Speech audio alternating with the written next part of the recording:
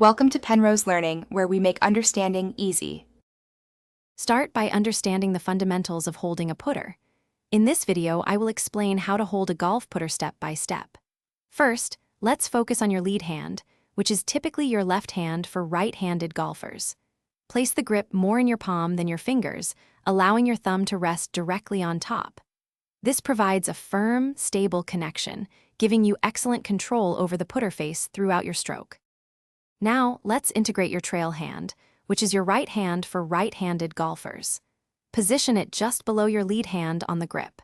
You can choose to overlap your pinky finger from your trail hand over your lead hand's index finger or interlock them. The goal is to create a unified grip, ensuring both hands work together as one unit. Keep the pressure light to prevent any unnecessary tension. With both hands on the putter, ensure they are aligned to work as a single unit. Your thumbs should generally point down the shaft. The key is to maintain consistent, light pressure throughout the grip. Avoid squeezing too tightly, as this can lead to tension in your forearms and wrists, hindering a fluid putting stroke. A light grip allows for a more natural, pendulum-like motion. Before you make your stroke, take a moment for a final check. Ensure your eyes are directly over the golf ball and your shoulders are level and relaxed. Your arms should hang naturally from your shoulders, forming a comfortable triangle with the putter shaft.